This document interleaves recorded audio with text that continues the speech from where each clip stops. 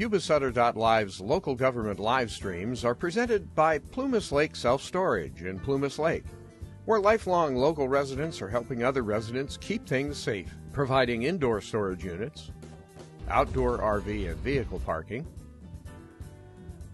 moving supplies, and Penske truck rentals. Details at plumaslakeselfstorage.com.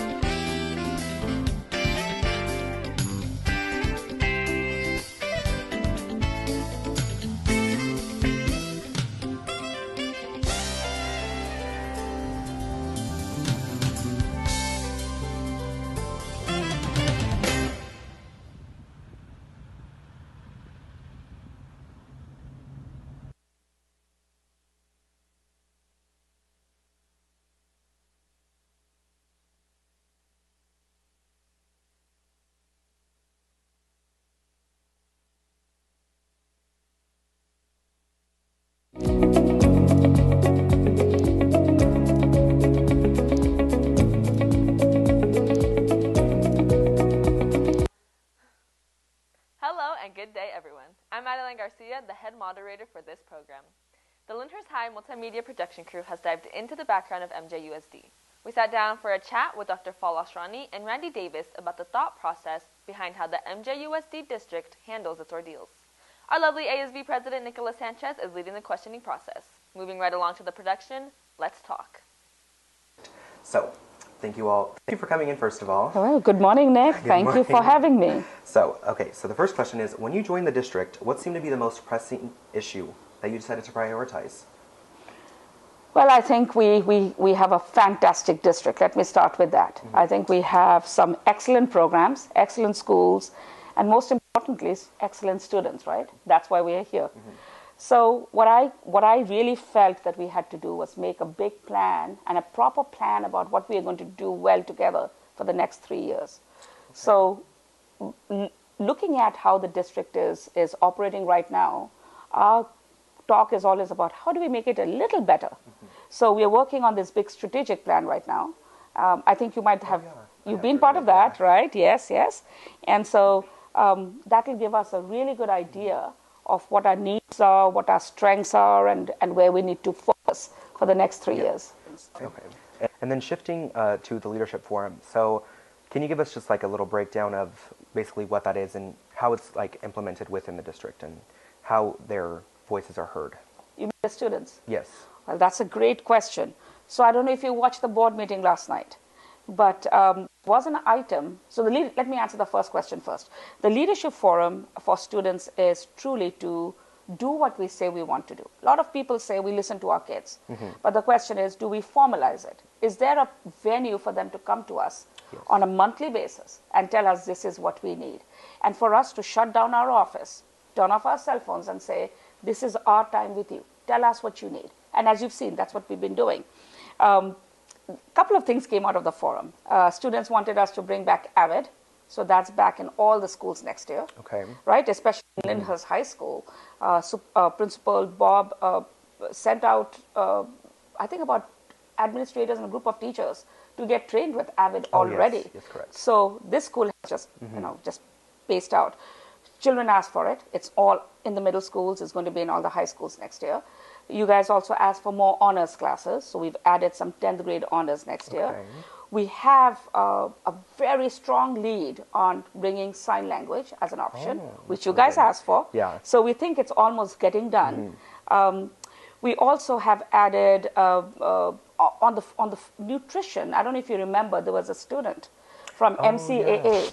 She pointed out that our food was not exactly as healthy as it should be. Yes. And we took it very seriously. And I asked her, send me what you think. Talk to your friends and give me a report. And she gave us this fantastic report broken down by calories, sugar count, and such.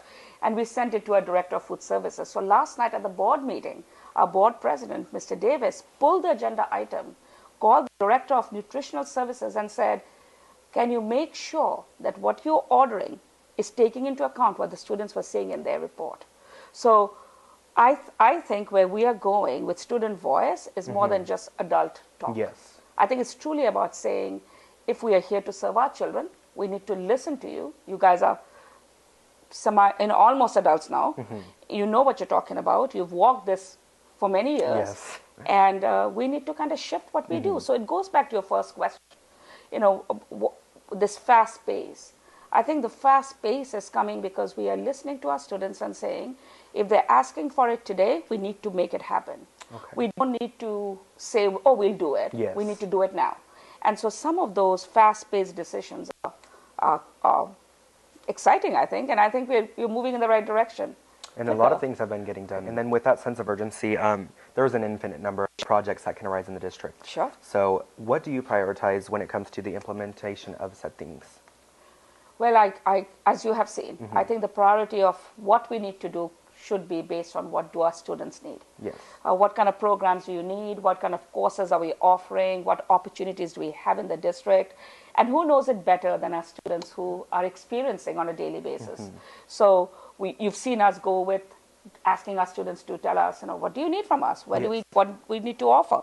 So I think those are the priorities right now. And also talking to our staff. The pandemic has had such an impact on the social, emotional health of adults as well as children, that we are focusing on building that up again. Okay. Taking our time to give the tools to ourselves and to each other to make sure that we feel that this is not just work, especially for adults, that we are here because we want to be, because we choose to be. And for our children especially, that we're doing what they need for us to do to make sure that the learning is more exciting than it was yesterday. Right? Yes. So we have more options. Sanchez. Okay. And we are here live with the Board of Trustees President, I don't know if you're Dr. Randy Davis. And we're going to be just asking him a few questions about the district, how long he's been in the district, and what he basically thinks of the whole vision that Dr. Asrani has to offer. So, when you joined the district, what do you think of Dr. Fall's prioritization scale? In that, do you think her methods of what needs to be done come first? Well, I came on the board in 2017. I was appointed after one of the trustees passed away suddenly. So I had a nice gradual introduction to the goings on in the district. Yeah. And pre-COVID seems so far away now. Yeah. But it gave me a chance to get a sense of the district. And I had one of the other trustees, Mr. Fleury, kind of took me under his wing. Okay. And we toured schools from Lindhurst all the way up to Yuba-Sutter. Oh, wow. So you got a breath of the complexity that the district has to deal with, and just the outstanding opportunity it provides when you have that kind of a spread of the educational opportunities. Okay. So, but the thing that was disturbing was our math scores and our English scores were so low. Yes. And there were bright spots. We've had, it's not that universal. Yeah. But trying to figure out what's the best tact on dealing with that, because that's not something that changes overnight. Correct. Yes. And so what are the first steps you need to take? And so was the transfer of power accepted easily by your colleagues, and did it seem that they were willing to keep up with the fast pace of changing things? I think everybody's been ready for it. Okay. I mean, after 2 years of sitting at home, frustrated as that was for everybody, Yes. I think everybody's been waiting for us to do something. And the bringing in Dr. Ashrani has been a breath of fresh air. Okay. She brings in a wealth of experience from her vast experience being an educator and administrator over the 20 years. And so that's what I was looking for when we were replacing Mr. Sina. So when you look at MJUSD as a whole, what do you really see? I see infinite possibilities. I see that there are many of our students that we need to really drill down and support. We need to relook at some of our programs a little bit more closely.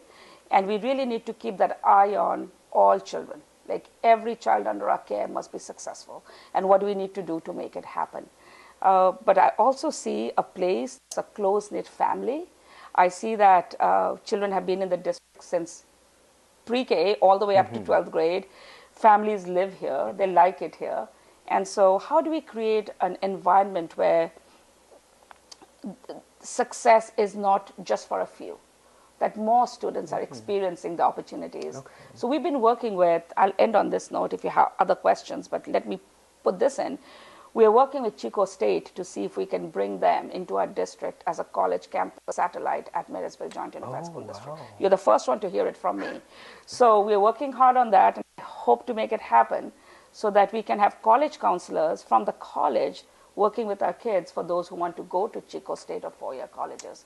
So we are very close to making it happen. I'm hoping they'll have it here this spring and formalize it for next year. So we'll wait to see. All right. I have no further questions. Okay. Thank you. And this has been an All Talk with Dr. Ashrani. Thank you, Nick. Thank you.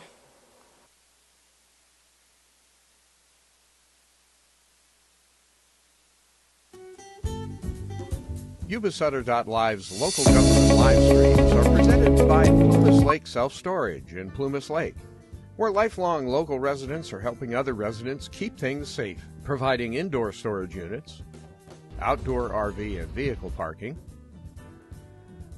moving supplies, and Penske truck rentals. Details at plumaslakeselfstorage.com.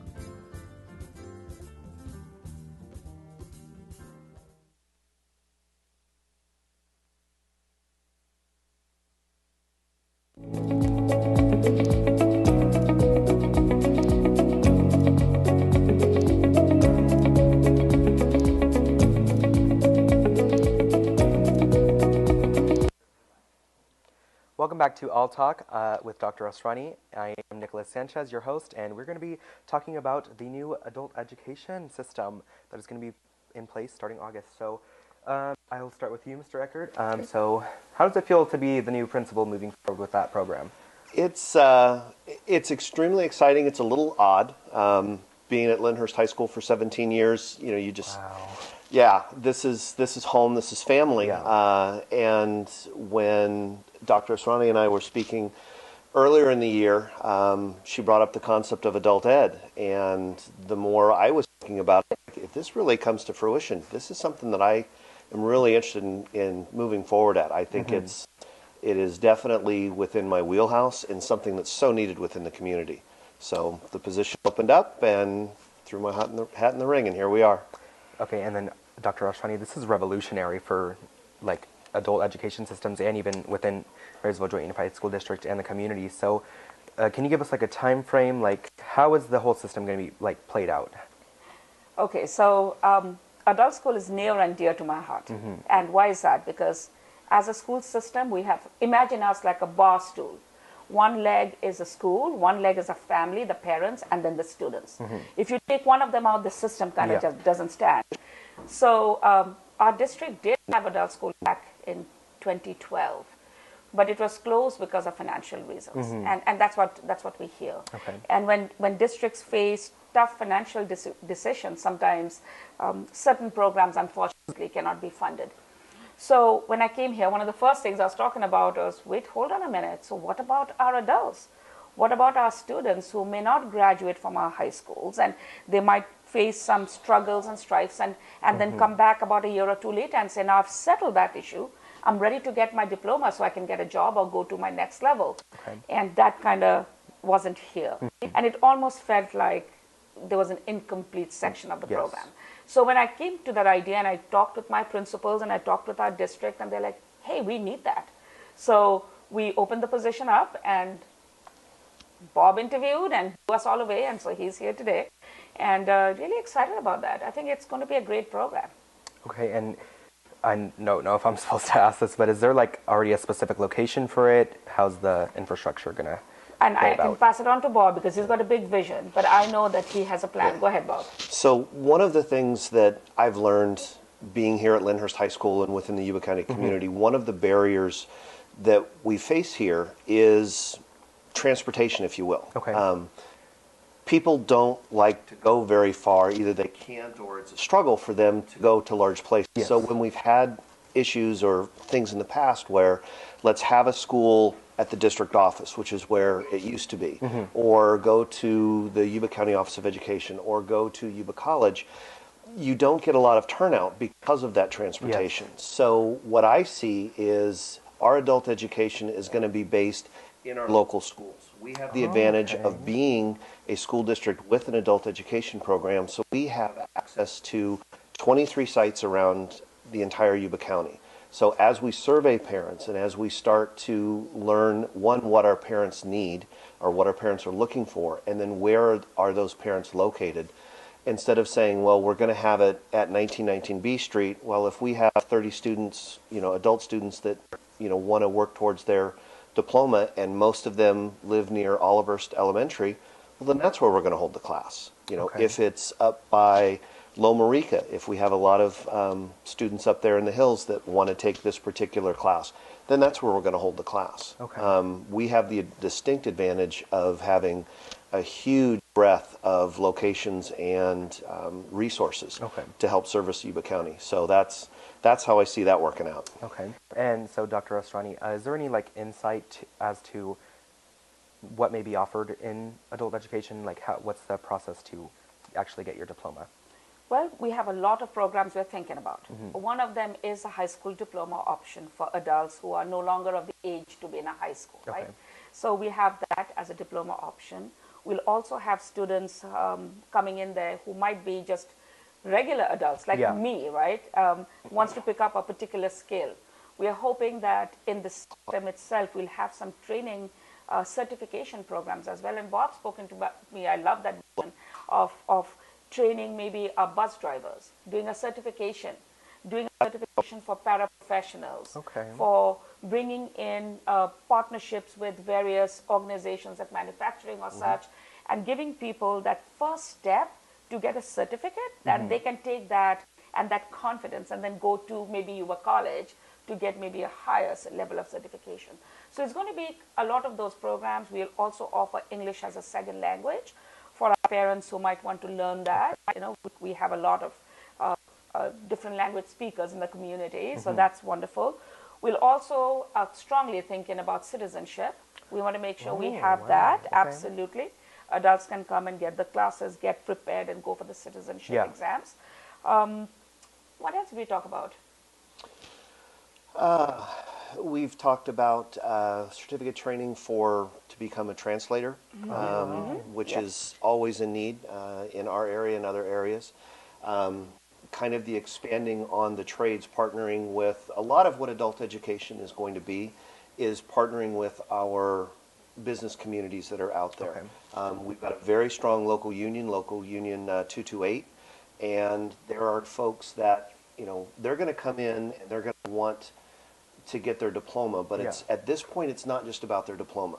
The piece of paper, whether it's a GED or it's a diploma, it's what are you going to do next? And so they'll be taking courses in addition to just getting that high school diploma or that GED, that's setting them up for, okay, we're going to prep you and train you in basic construction. So classes, how to read a tape measure, all of those basic skills, and then partner with Local 228, point them in that direction to where they can get that secondary skill and get right into the job workforce.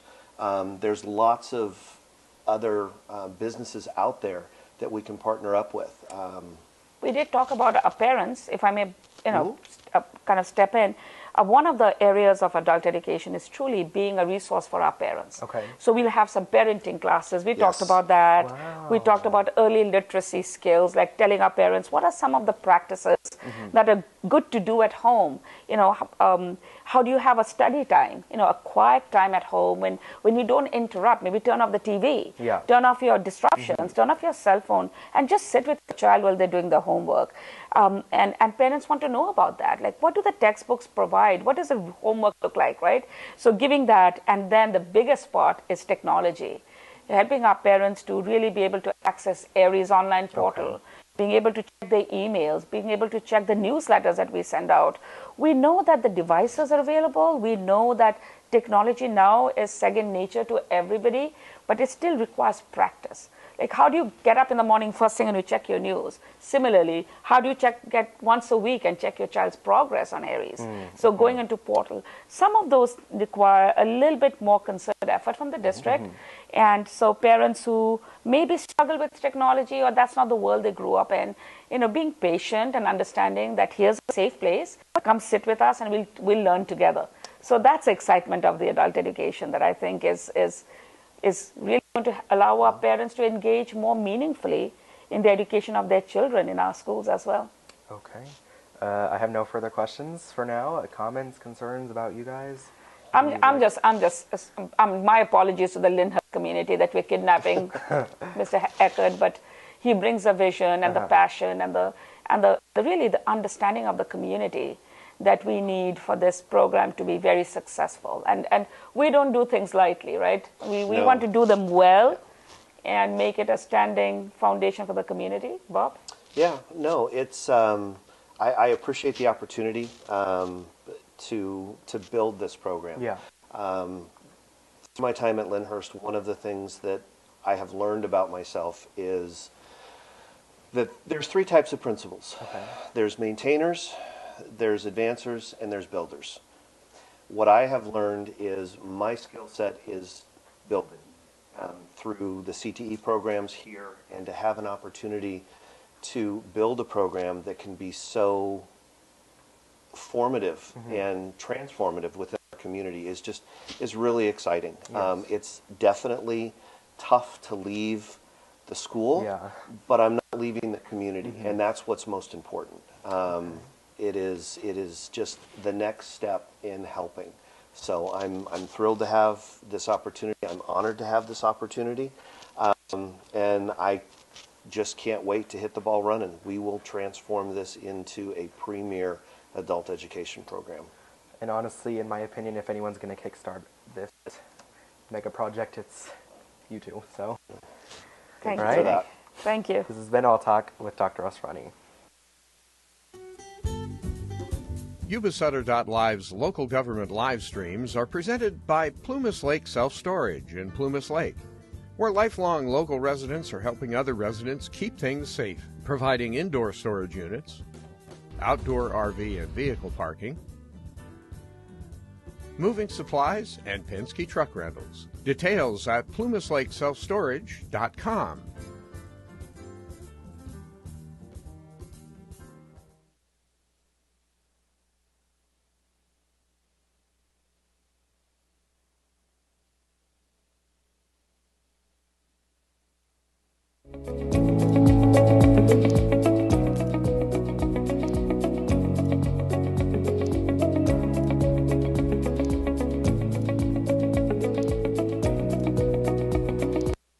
Welcome to an all-new episode of Let's Talk. Today we have special guests Alicia Wright and Allison Hasty joining us to talk about STEM and music in our schools. We also have Dr. Fall along for the ride. With all that being said, let's head on over to Ms. Wright with STEM in our schools. All right, we are back with Dr. Fall, and we have here our district coordinator, Alicia Wright. And I'm just going to go ahead and get started. What is STEM? Can you kind of break it down for us? Sure. So STEM is an acronym, so it's science, technology, engineering, and math. And we actually have an additional letter in there A for arts. So you'll sometimes hear STEM and STEAM interchangeable. Okay. Did you want to add to that, or? No, she said it perfectly. Perfect. Okay. Why did the district feel the need to update STEM in the foothills? Well, the entire concept is how do we look at education and prepare our students for the world of tomorrow? And as all of you know, and mostly you as well, anything we do now is related to the STEM fields, right? Whatever the jobs might be.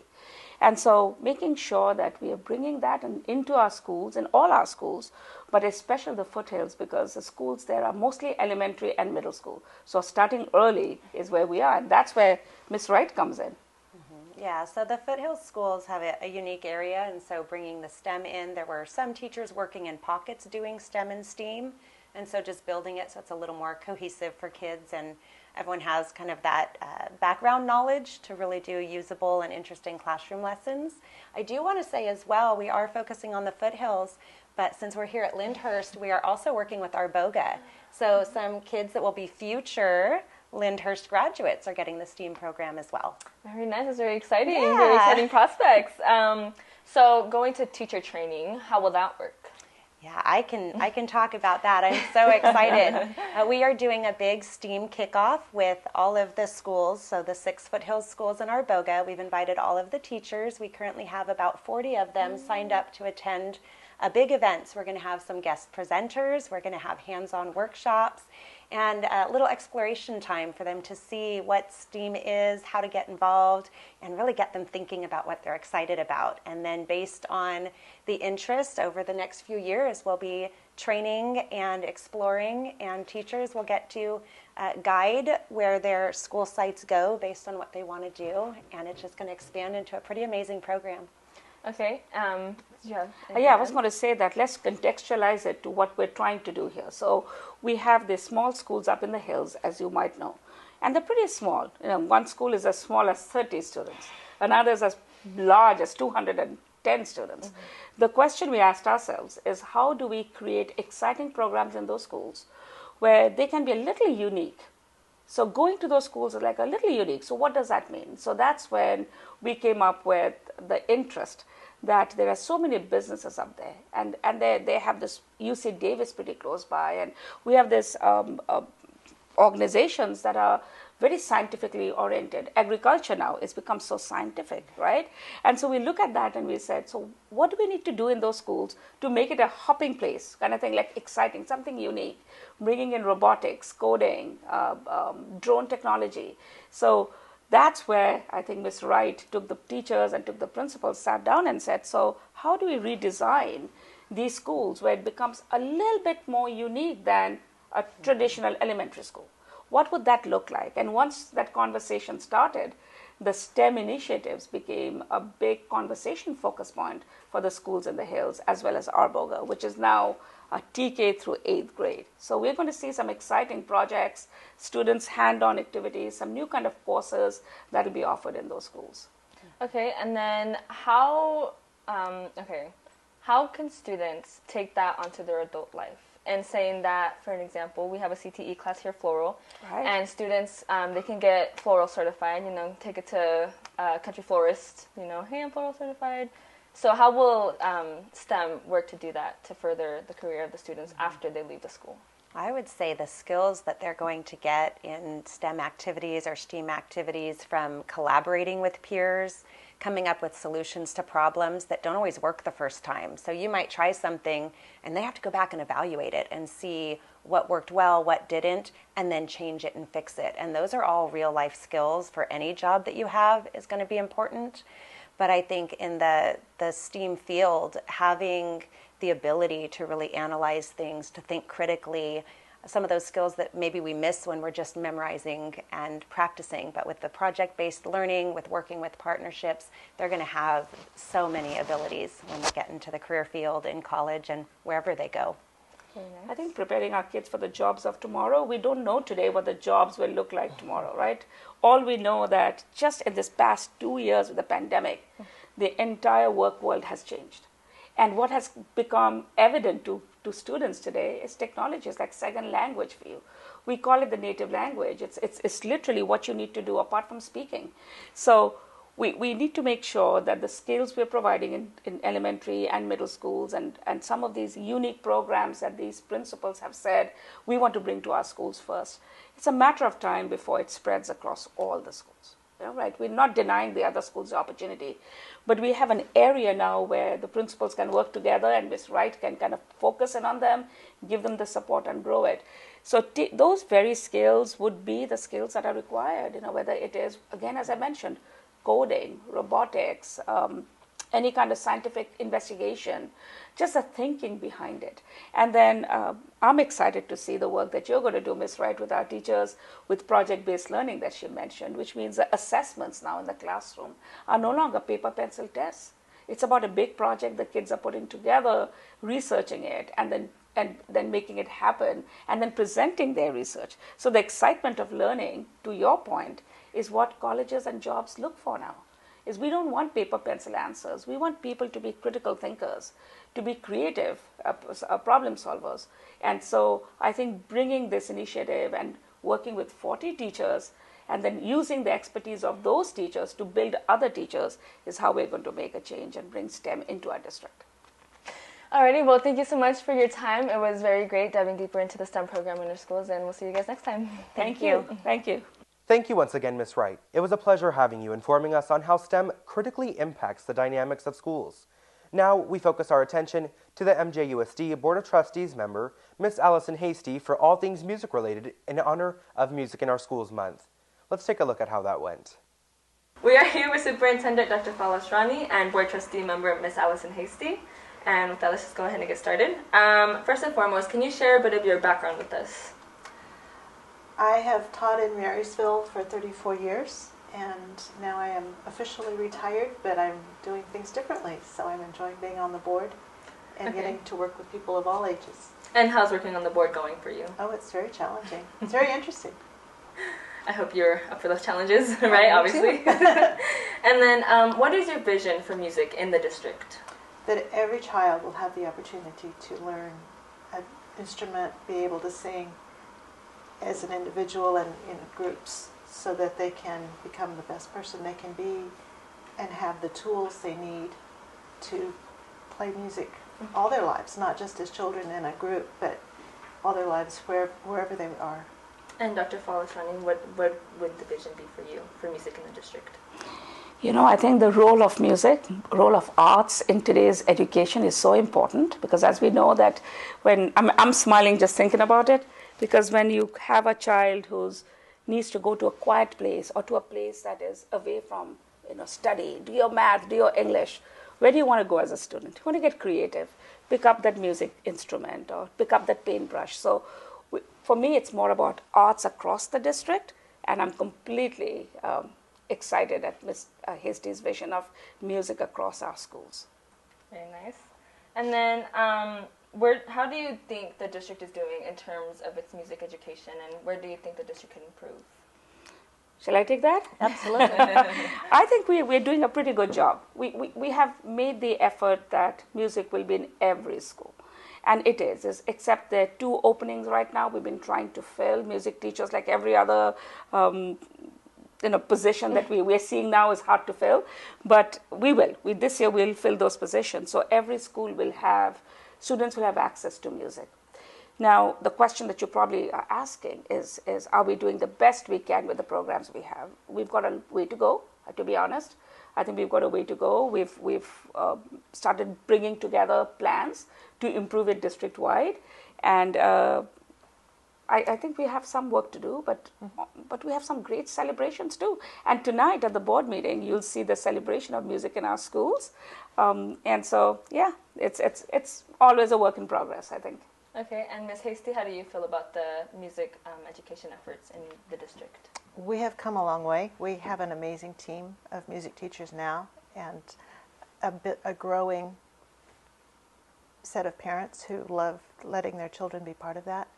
We need to work on building our strings program, so we have a full orchestra program as well, and that's what I'm hoping for soon. Very nice, very nice. And then, so I understand you recently wrote an article in the Gold Gazette about music education. Can you kind of take us into a summary of what the article was about, what you wrote about? Because I have seen in individuals how powerful music can be in their training, in their recovery, in their social skills, in the community. We have to have this in Marysville. Mm-hmm. And that's basically, okay. What does the prospect of music education mean to you? It's obvious you are very passionate about it. What fuels that? It's what I've lived. It's what I've seen. It's what I know can make a humongous difference for our community. Mm-hmm. And I would be beyond remiss to say, oh, well, it's not important enough for, or this child is not important enough. Every child needs to have the chance to be able to sing and play. Dr. Falaswani, do you want to? Well, I don't think Ms. Hasty has mentioned, she's a phenomenal musician herself. And she is part of the Yuba College music department. And you yourself are a violin player, am I correct? I am. And a singer. Yes. So we're talking to an artist in all ways, right? I've never sung myself. I couldn't hold a tune. But I think it's truly what you've said. I agree with every bit of that bringing in music in our schools and making sure that our children are experiencing the opportunities. And that's all we can promise to do, is make sure every child gets access to music if that's what they want, if that's a choice they have, right? Because some kids are athletics, some kids are artists, some kids are in drama. And so we want to make sure, that's why I go back a little bit more into the arts. I'd like to really grow that and make sure that our teachers are supported across the district, because we have phenomenal teachers and phenomenal programs. Mm-hmm. But again, we have pockets of excellence and some areas that need to be focused a little bit more. We're not perfect by any means, but we're trying. So that's what's important. Okay, and how are you working to uphold music education in the district? So how will we know that it will be, this hype will be staying around for a while so that students can get excited about it, and start to do it? It's such a brilliant question. So let me again let you know that this summer we are opening the first ever music camp in summer school this year. The planning is happening right now. We are hoping to, of course, start with elementary students, because we cannot build a program at the high school level unless we start in the elementary, right? And so we're going to open a summer music camp, and it'll happen every summer. The details will come out soon. But again, like that happens here, you hear it first from me. So look out for the flyer, look out for the dates, and we are hopeful that more children are able to join and really participate in the arts. And there's going to be some music, a lot of music, and also dance, from what I've been told. So I'm excited to hear what the planning team brings to the table. And this week, there is a band concert at Lindhurst High School. Shameless plug. At 7 o'clock. It is MCAA, Marysville High School, Lindhurst, Live Oak High School, and Yuba College Symphonic Band. And we will be playing as individual groups and then all together. So that we will be working together this week. And then next week on the 16th is the Marysville School District Band Concert. So you'll get to hear the middle schools as well as the high schools from Marysville District. Very nice. I'm excited. I'm going to be excited to see all these concerts popping up now that music education is really getting it going in this district.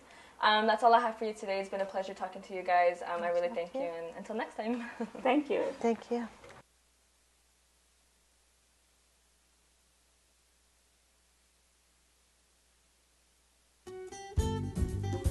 Yuba-Sutter.live's local government live streams are presented by Plumas Lake Self-Storage in Plumas Lake, where lifelong local residents are helping other residents keep things safe, providing indoor storage units, outdoor RV and vehicle parking,